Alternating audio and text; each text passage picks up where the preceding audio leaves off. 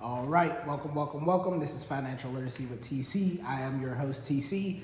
As always, I want to thank you for joining me. There's so many podcasts out in the world that you could have chose to tune into, but you chose to tune into mine, and I'm always appreciative of that. So today we're back at Community Forge, a local co-working space here in Wilkinsburg, PA that I love and I do a lot of my episodes out of. Today I have one of my special friends with me. His name is Raheem Perry. He does amazing things in the community with our youth. He works for Homewood Children's Village, and he also is a freelance videographer, graphic designer, photographer, illustrator, and does so much with the community that, we'd be here all day if I dove into the specifics of what he does. But all in all, Raheem Perry with the Children's Homewood Children's Village. That always throws me off. So Raheem, man, I want to thank you for joining me, brother. I appreciate you. Thanks, Ray. So one of the things that I want you to take the time just to explain is your job description with Homewood Children's Village, because I've actually seen you in action and what you do, and you're on the front lines with our youth, and you're doing a phenomenal job of reaching them, connecting with them. So if I'm not mistaken, you have there's a personal aspect to why you joined the organization and what you do. So if you could just take the time to talk about that a little bit. Yes. So joining the Homewood Children's Village, I actually was a student in the Homewood Children's Village. As a senior, I had no idea I would be entering a space I would be eventually working at. Right. And then during my sophomore year of undergrad, I entered the nonprofit youth space as an employee for the first time, as an intern. Yeah. With youth enrichment services and just engaging with the youth and, me on my film journey at the time, getting students working there right into film. Gotcha. And there's two students that I've already inspired that are doing film, photography, graphic design, going to school for it now. Absolutely. And that was just the precursor. Right. And now I'm at Homewood Children's Village, and I'm actually like a full adult now. I've claimed myself as an adult in my adult mind. I've kind of settled. Right. Still kind of shaky on it, but right.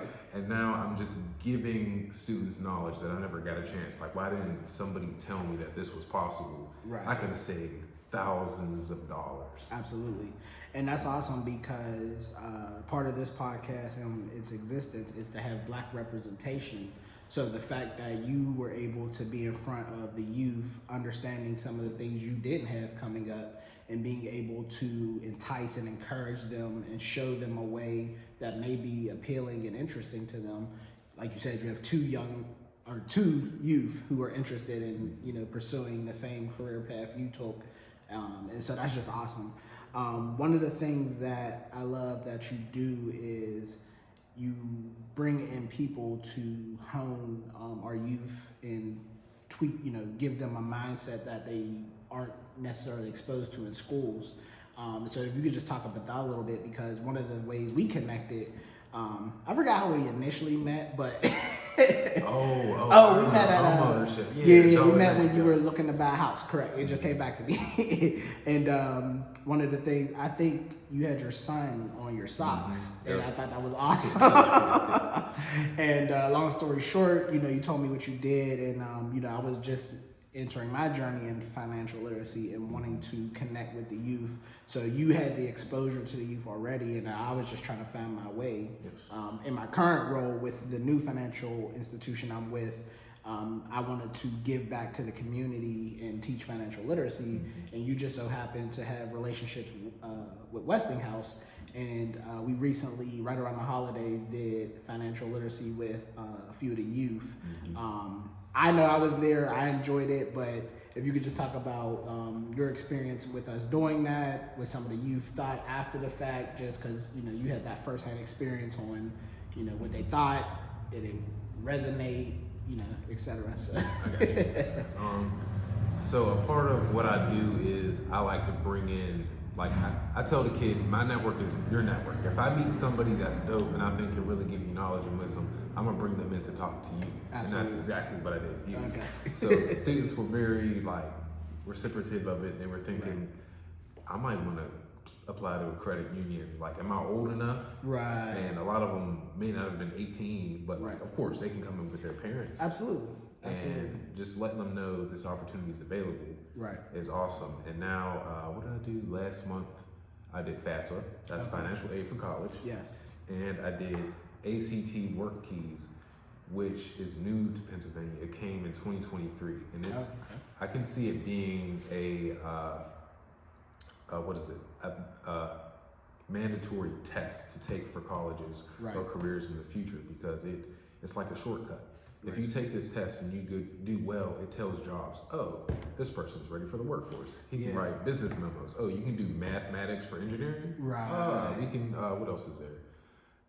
Oh, you can understand a graph that allows you can absorb information in detail. Right. Yes. So you're basically like testing your skill set to be able to now apply to, I'll say, maybe a resume or, and I think that's phenomenal, because a lot of times there's some people who just have test anxiety, or they might, just, there's blockage or whatever the reason. And so for them, that doesn't really give an accurate description of what their skill set is. And one of the things that I enjoyed was being able to be in a room. I think it was, do we have 8th graders, if I'm not mistaken? No, we had juniors and some seniors. Oh, juniors and seniors. Okay, cool. There was one 8th grader. Okay, cool.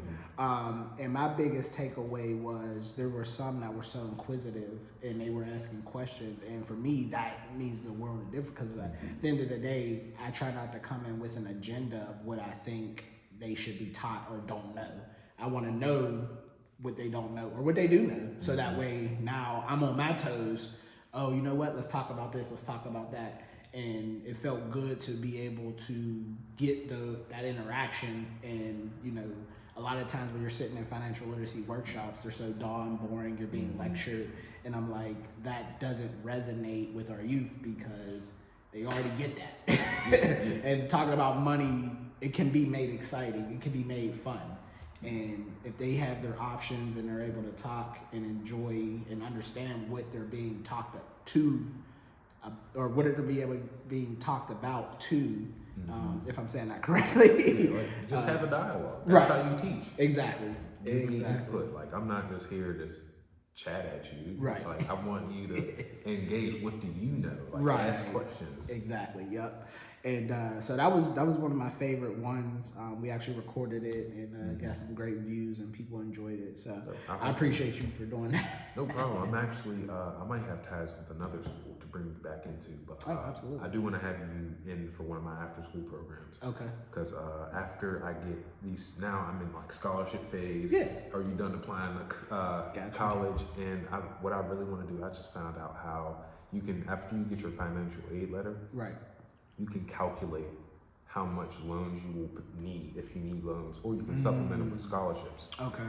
So I met some real bright students. I'm like, dude, I'm about to try and help you get to school for free. Right. No, and honestly, that's awesome, because a lot of times, I know, recalling my days going through that process, it was just one student counselor to 1 to 20 ratio, and you just weren't, and they weren't necessarily privy to all the things that existed at the time. I think they only knew about Pittsburgh Promise, and I'm like, but the more exposure and the more options and the more knowledgeable that individual is, free is what we need to be encouraging all of our youth to obtain. So. So that's awesome. Thank you for sharing that. One of the things that I truly enjoyed about you was your diversified understanding of multiple ways that you're going to make money, make income. You recently shared that you've been working with the youth to talk about investments or ways they can invest. And I think that's truly unique, because we get a lot of individuals who in youth that don't know anything about it, or it's not even on their radar. And the fact that you take time to just give them some information about it is huge. So if you want to share, some of those conversations. Yeah, like last week, I honestly didn't even have a game plan. I was a little late to the party, so I'm like, I want to learn about investing, and they're like, we already learned about investing, but did you learn about rates? Right. And they're like, huh? What is that? I'm like, yeah, you never heard about it. Yeah. I'm like, This is so for those who don't know, real estate investment trusts, and they're awesome because the ones I was telling these children about, you get monthly dividends. Right. And like one of them fell asleep. I'm like, all right, you took like your notes for like a half hour, okay. Right. Then when all of them left, there was two of my favorite students stayed behind and were asking me like, what is this, what is that? And I did a calculation with them. I showed them, if you invest $10 in this rate, every month you'll have $12 worth of dividends by the end of the year.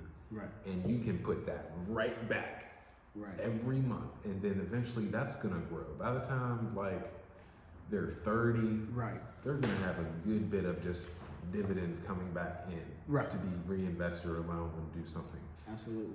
My thing is, I'm not trying to tell them to be risky with their investments. You don't have to go, I'm about to go buy this stock and it's gonna go up. No, don't go crazy. Right. You can invest $1 every day or $1 in like here and there every day or bi-weekly, however you want to schedule it. Right. Whatever suits you. Try to just get comfortable automatically investing. Right. And you can do this with anything, your 401k, your life insurance policies. Yes, life insurance policies.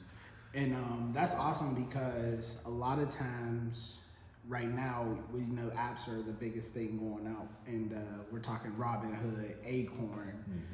It's no different than, getting one of those, I don't know if you've seen on social media where they have the money binders where you put physical money, like each day you save up $10, $20, $50, whatever you can do. You put it in the binder, and then every day you're saving money, and then a month you can or end of the year you can have 5,000, 10,000, whatever your goal is. Like, it's no different than that, except instead of saving, you're actually putting money into, like you said, some type of portfolio or some dividends or investment.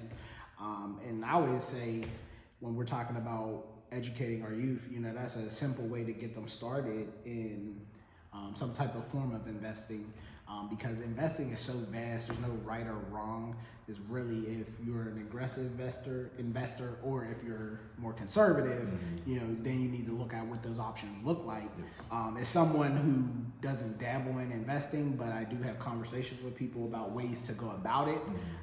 There's so many different strategies and concepts that you can do. It's really just about what your goals are, what you're interested in, how much you're willing to risk, because that's a lot of times what people forget. When you talk about investing, there is possible risk associated depending on how you invest. So, but it's awesome that you're getting that conversation and you're getting the youth interested in actually doing things with their money, as opposed to just being told the basic, just save, save, save.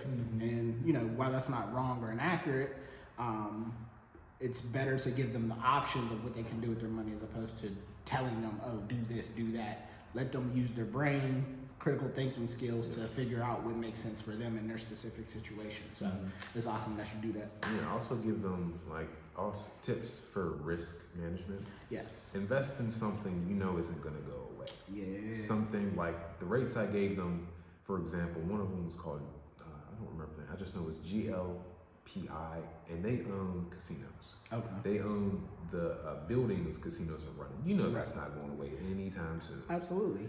And it's great that you're hey, do your homework. And a lot of times, the most easiest or the most common sense investments are things that you actually use. Yes.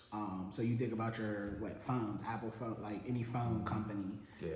Yes. So those are going to continue to thrive in the economy. So why not pour into those? So again, it's just awesome that we're having those conversations, because a lot of times, as we both work with the youth, there are some who just get zero to no access through their school, through their parents, and we want to make sure that I didn't have that structure, that education through my childhood or in school. So knowing that there's a void, we really try to hone on that and touch that.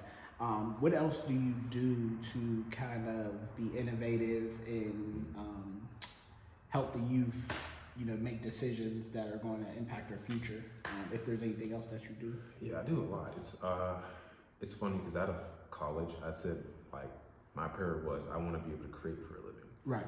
And little did I know, I would be creating wherever I went. Right. And so in the Children's Village now, this post-secondary program is my vision. The seminars in Westinghouse. I wasn't even in Westinghouse last school year. Now that I'm there, it feels like home because I've been going to Westinghouse since I was like a little 4-year-old little boy. Right.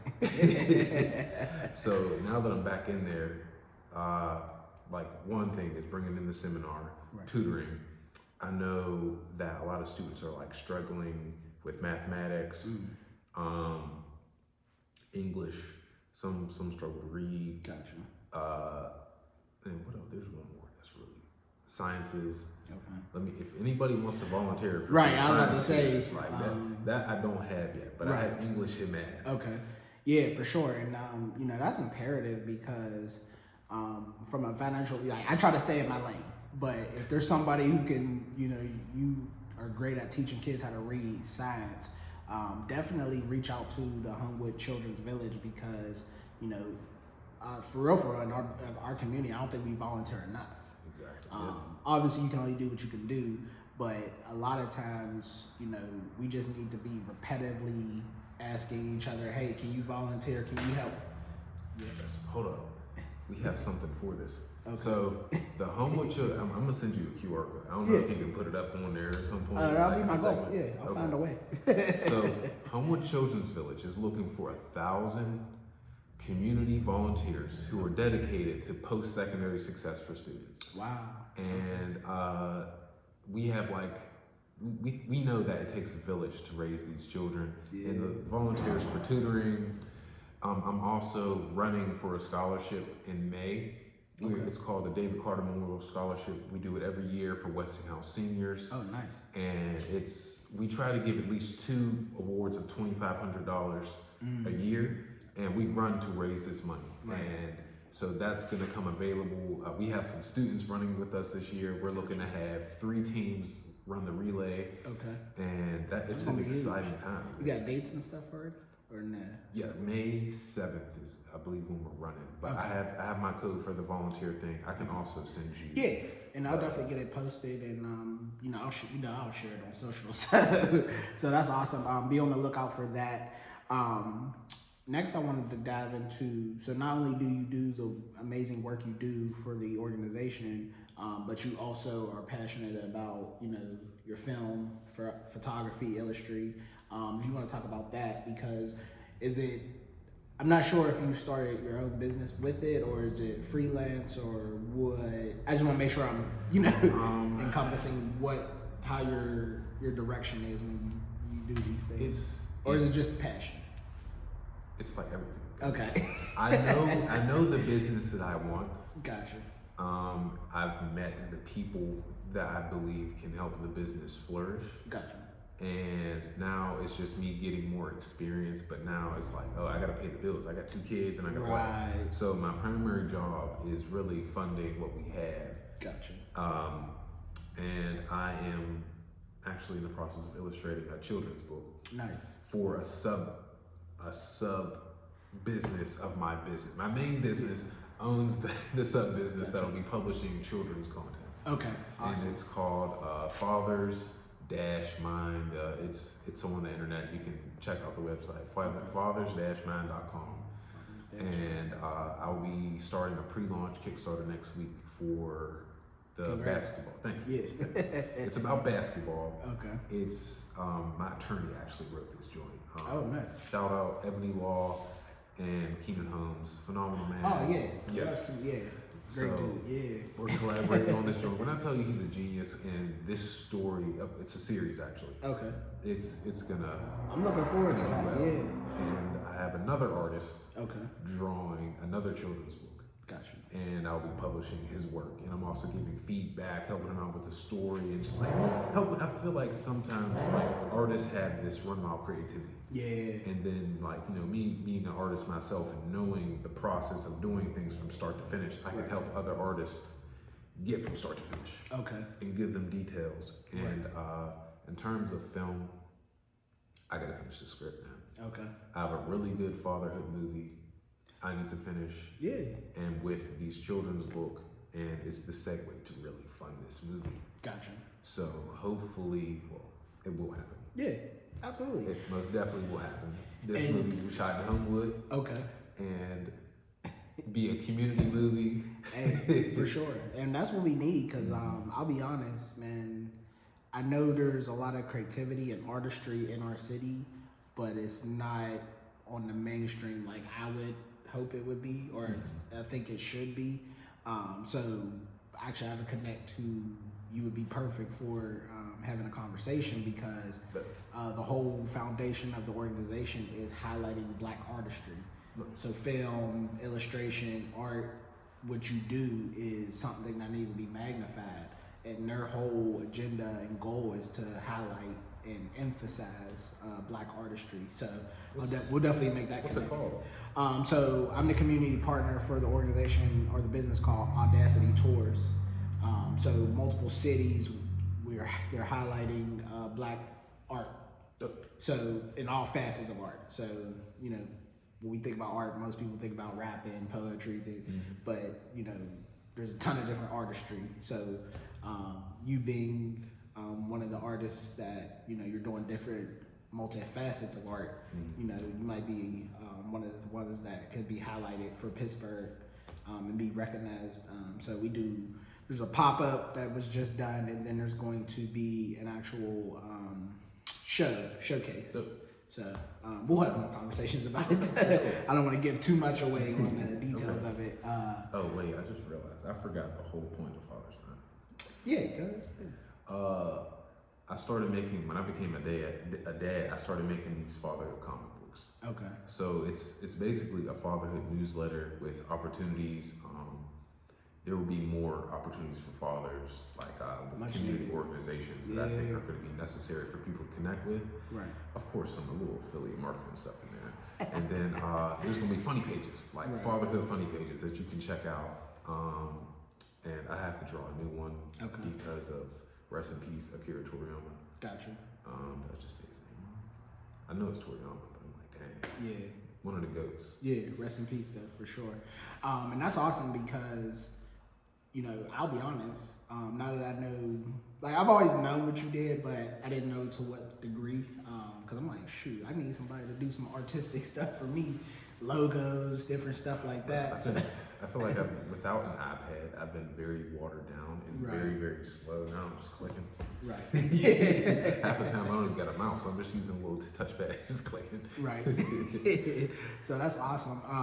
What would you say started your passion to get into artistry, film, illustrations, everything? Like, was it a moment in your childhood, or was it something like what drew you to where you're currently at? It was definitely a moment in my childhood. Okay. Dragon Ball Z. No.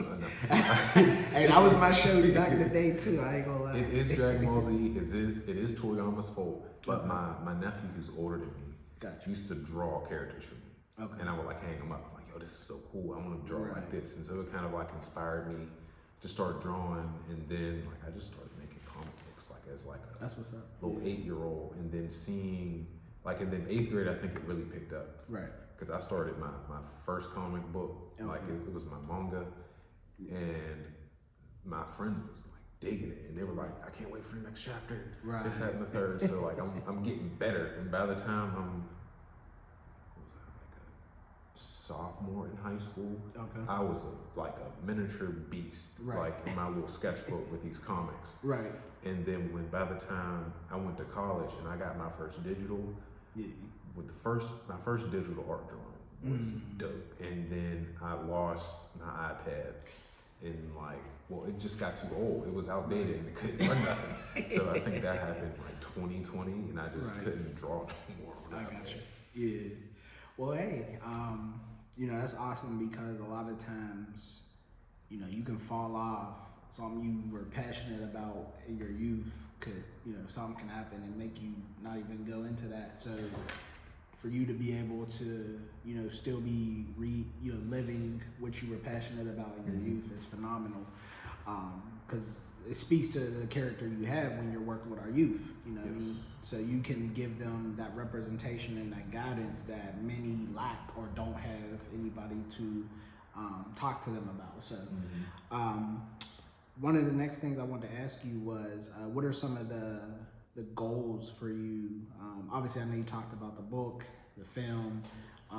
Is there a timetable, or is there some future, plans that you've already set aside, 5-year, 10-year goals? Just what's the upcoming things looking like for you?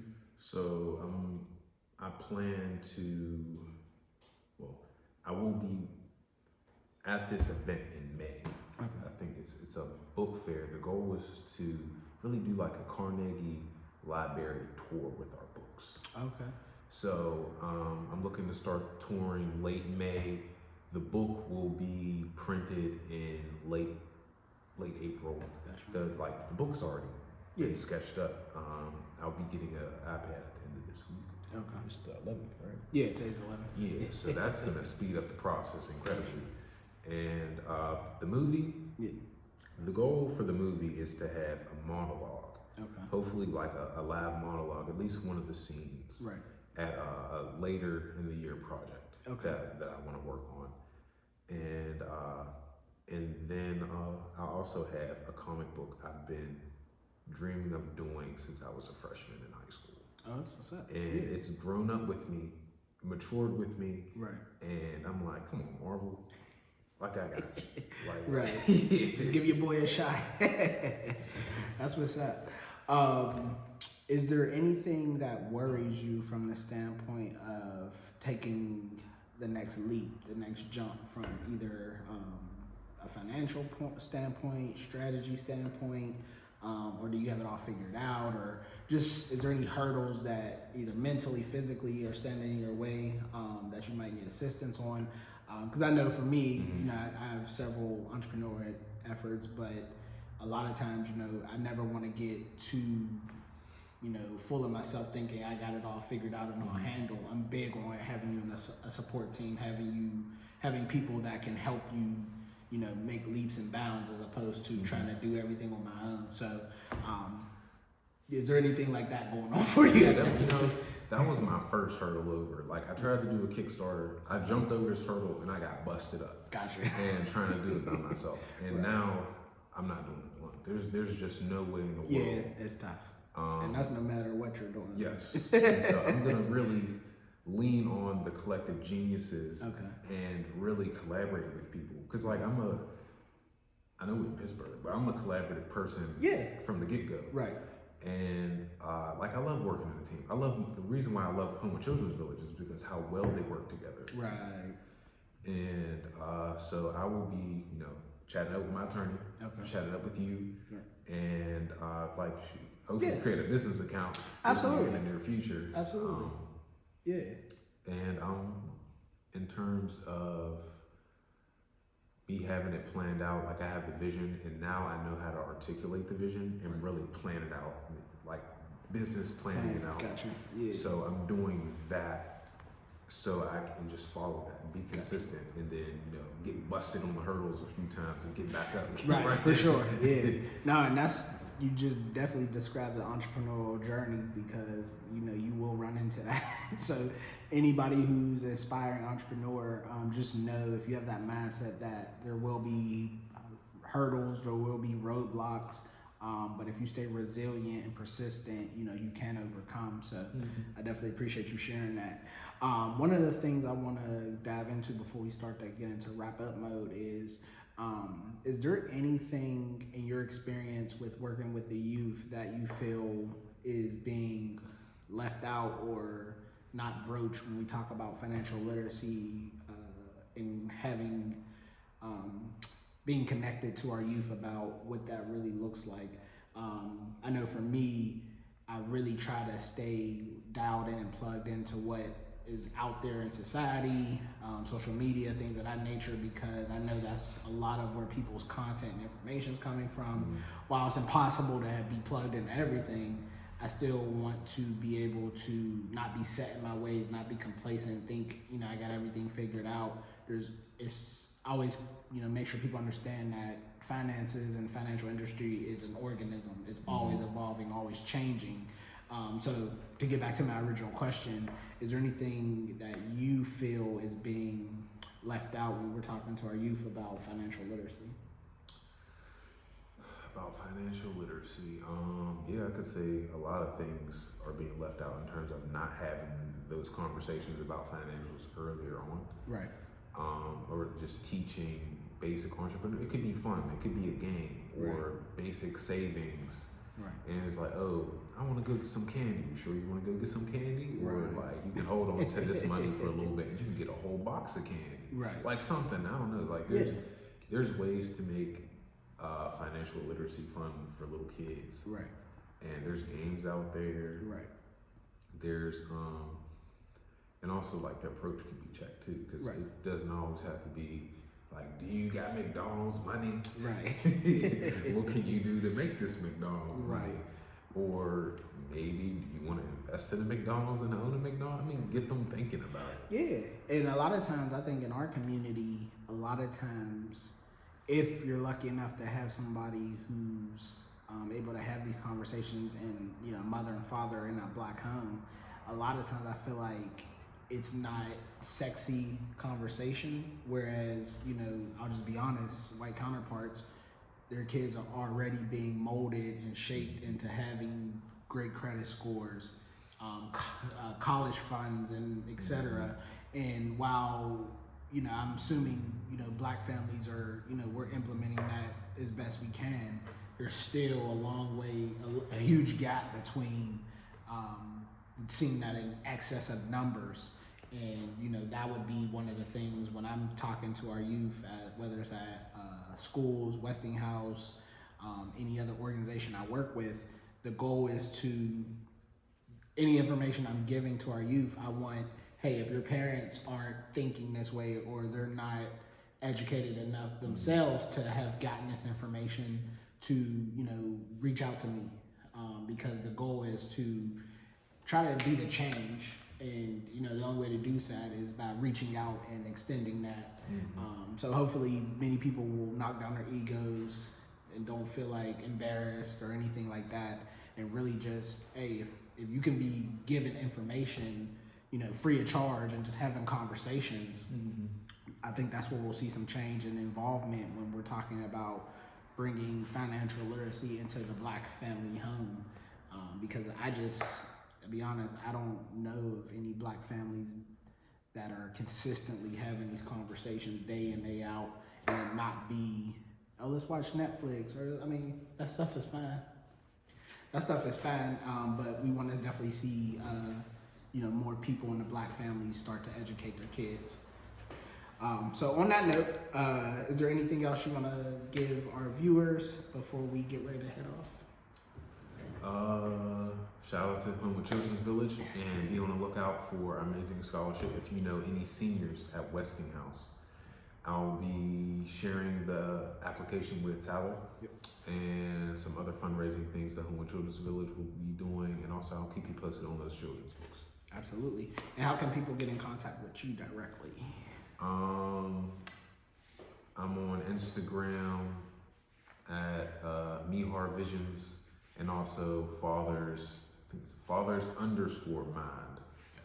on IG, and then Facebook is just fathers-mind, and LinkedIn is just fathers-mind. Yes. And please like, subscribe to Financial Literacy with TC on YouTube, Spotify, anywhere you get podcasts. Hit that subscribe button.